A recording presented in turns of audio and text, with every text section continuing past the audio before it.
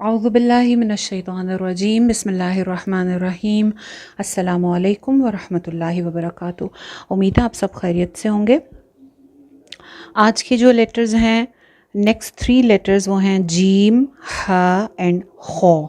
इससे पहले हमने जो लेटर्स पढ़े थे बा ता सा, उसमें हमने ज़िक्र किया था अलिफ़ के एंगल का, कि अलिफ़ को 2 चीज़ें मैंने नोट करवाई थी आपको। एक तो ये कि उसको ज़्यादा लंबा नहीं करना, जितना हम उर्दू ज़ुबान में इस्तेमाल करते हैं अलिफ़ उतना ही उसको लंबा रखना है। और दूसरी चीज़ जो जिस चीज़ का ख़्याल रखना है वो ये है कि अलिफ़ का जो एंगल है वो हमारा सही रहे, अरब के लबो लहजे पे रहे, यानी कि थोड़ा सा झुका हुआ, टिल्टेड, बिल्कुल सीधा तीखा 90 के एंगल पे उसको नहीं पढ़ना। बा ता सा। अब जो अगले 3 हरूफ हैं उसमें कुछ चीज़ें नोट करने वाली हैं। सबसे पहले हम आते हैं अपने फर्स्ट लेटर की तरफ, जो कि है जीम। बा ता सा की निस्बत जीम को हम लंबा करके पढ़ेंगे। इसको क्यों लंबा करके पढ़ेंगे, इसका जवाब आपको बाद में दिया जाएगा जब वक्त आएगा। ठीक है, फ़िलहाल आप सिर्फ ये नोट कर लें कि जीम को हमने कम से कम 2 से 3 अलिफ लंबा करना है। जीम। वैसे तो मेजॉरिटी का जिम ठीक ही होता है, ऐसा जिम में कोई प्रॉब्लम नहीं होती है, लेकिन एक इशू जो सुनाई देता है जिसको मैं डिस्कस यहाँ करूँगी वो ये है कि जिम के अंदर हम चे की आमेजिश कर देते हैं, यानी मिलावट कर देते हैं, और कुछ लोगों का जिम सुनाई देता है चीम। ख़ास तौर पे जब वर्ड के अंदर आता है तो वो जू और चू की दरमियानी सी आवाज़ आती है, चू चू टाइप की आवाज़ आती है। ये नहीं होनी चाहिए। ठीक है, यू चा दिलू, या इस तरह जैसे छनकार सी या एक चे उसमें मिक्स हुई हुई वो आवाज़ आपकी नहीं आनी चाहिए। और वो आवाज़ क्यों आती है, कब आती है? जब हमारे दांतों के साथ ज़ुबान लगे। ठीक है, अब आप ज़रा जीम की तस्वीर को गौर से देखें, आप मखरज को। इसमें जो चीज़ नोट करने वाली है वो ये है कि ज़ुबान की जो नोक है वो आगे किसी भी दांत से टच नहीं कर रही। ऐसा ही है ना? तो आपने क्या करना है जीम बोलते वक्त कि ज़ुबान की नोक को टच नहीं करना नीचे वाले दांतों में। अगर आप नीचे वाले दांतों में लगाएंगे तो फिर वो जीम और चे वो मिक्स सा हो जाएगा, छनकार सी आएगी, जैसे चे की आवाज़ होती है उस तरह की आवाज़ आएगी। ये नहीं करना। ज़ुबान को ऊपर तालू की तरफ आपने लगाना है और दांतों के अंदर नहीं लगाना। जीम। ठीक है, इस तरह से लंबा करके इसको 2 से 3 अलिफ लंबा करके फिर पढ़ना है। उसके बाद नेक्स्ट लेटर जो है वो है हा। ये थोड़ा सा ट्रिकी सा लेटर है। कुछ लोगों का तो बहुत अच्छा होता है और कुछ का ये बिल्कुल नहीं निकलता। इसके लिए मैं थोड़ी सी टिप्स आपको देना चाहती हूँ। सबसे पहले तो ये देख लें कि ये वाला हा और जो कि हम उर्दू ज़ुबान में इस्तेमाल करते हैं हा, वो बहुत सिमिलर साउंड करता है। जैसे हम शुरू में कह रहे थे ना, सिमिलर साउंड लेटर्स पे ही काम करना जो है वो इम्पॉर्टेंट है, क्योंकि वो मतलब बदल जाता है। और जैसे हमने फ़र्स्ट इंट्रोडक्शन में बोला था कि अल्हम्दु की बजाय अगर अल्हम्दु कह दें गोल वाली हा से तो फिर उसका मीनिंग चेंज हो जाता है। तो इसलिए ये वाली हा जो है ये थोड़ी सी इम्पॉर्टेंट है कि इसका मखरज हमें अच्छे से समझ आ जाए। इसका मखरज जो है ये दरमियान हलक है, यानी ये हलक से निकलता है। अच्छा, अब दरमियान हलक से निकालने के लिए इसको किस तरह करना है? सबसे पहले तो आप थोड़ा सा 2 चीज़ें आपने नोट करनी है। नंबर 1 कि हाक की अदायगी के लिए हमें ज़ुबान को थोड़ा सा पीछे हलक में पुश करना पड़ेगा। जैसे कि आपको तस्वीर में भी दिखाई दे रहा है कि ज़ुबान पीछे की तरफ है, हलक की तरफ है, और आप देख सकते हैं कि ज़ुबान और हलक के बीच में बहुत थोड़ा सा गैप, यानी जो पीछे लाइन है एक नज़र आ रही है आपको, उसमें और ज़ुबान के बीच में बहुत मामूली सा गैप है। इट मीन्स कि ज़ुबान पीछे हलक में गई हुई है। जबकि आप यहाँ देखें ना, ये जीम में आपको नज़र आ रहा है कि ज़ुबान पीछे की तरफ नहीं गई हुई, यहाँ पे आपको अच्छा खासा गैप नज़र आ रहा है, जबकि हा में वो गैप कम है। तो इससे क्या साबित होता है कि ज़ुबान जो है वो पीछे हलक में जाती है। अब दूसरा सवाल ये पैदा होता है कि क्या ज़ुबान पीछे हलक में जा सकती है, या क्या ये ज़ुबान जो है ये मूव करती है? तो बिल्कुल ऐसा ही है, ज़ुबान पीछे हलक में जा सकती है, मूव करती है। जब हम ज़ुबान को मुंह से बाहर निकाल सकते हैं, जैसे हम निकालते हैं ना, जैसे डॉक्टर के पास जाते हैं तो कहते हैं मुंह खोलें, बोले आ, ज़ुबान बाहर निकालें, तो हम ज़ुबान बाहर निकाल सकते हैं ना। बिल्कुल उसी तरह से ज़ुबान पीछे हलक में पुश भी की जा सकती है।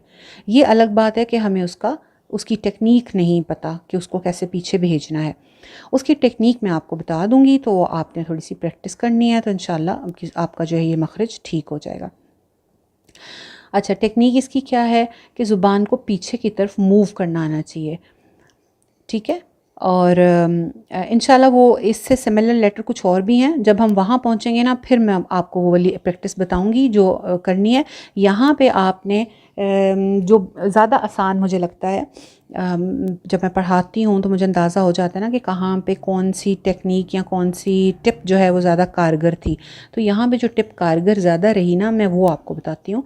वो ये है कि आपने ये तसव्वुर करना है कि बहुत गर्मी है, जो कि है, ठीक है ना। तसव्वुर क्या करना है, बल्कि है गर्मी।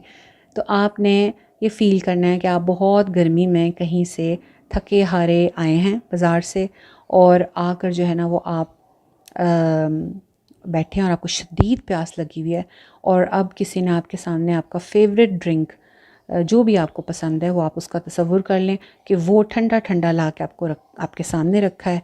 आपने उसको जब उसका एक सिप लेंगे तो आपके मुंह से कैसी आवाज़ निकलेगी, वो जो सुकून की सी आवाज़ निकलेगी ना, ये वाली। असल में यही साउंड जो है ना ये हा की है, यानी हमें यही आवाज़ चाहिए, वाली। इसी के साथ आगे जब हम अलिफ ज्वाइन करेंगे तो ये बन जाएगा हा हा हा। इसको भी एक अलिफ लंबा करके पढ़ना है, जैसे हमने बा ता सा एक अलिफ लंबा करके पढ़े, इसी तरह हमने इसको भी एक अलिफ लंबा करके पढ़ना है। हा। जीम हमने 3 अलिफ लंबा किया था, जीम हा, ठीक है। अच्छा, उसके बाद फिर आ जाता है नेक्स्ट लेटर जो है खौ। खौ के बारे में 2 चीज़ें नोट कर लें। नंबर 1, ये भी हलक से निकलता है और हलक के सबसे ऊपर वाले हिस्से से निकलता है, सबसे ऊपर वाला हिस्सा जो बिल्कुल गले के साथ लगता है। दूसरी चीज़ ये कि खौ जो है ये मोटा हर्फ है। अभी तक हमने जितने भी हर्फ पढ़े हैं, अलिफ बा ता सा जीम हा और खौ, इन तमाम लेटर्स में पहला मोटा लेटर, पहला हर्फ जिसको हमने मोटा पढ़ना है वो खौ है, ठीक है। तो ये इसको मोटे हरूफ में भी लिख लें, एक ब्रैकेट बना लें, उसके ऊपर हेडिंग दे दें मोटे हरूफ, उसके अंदर आप लिखें खौ।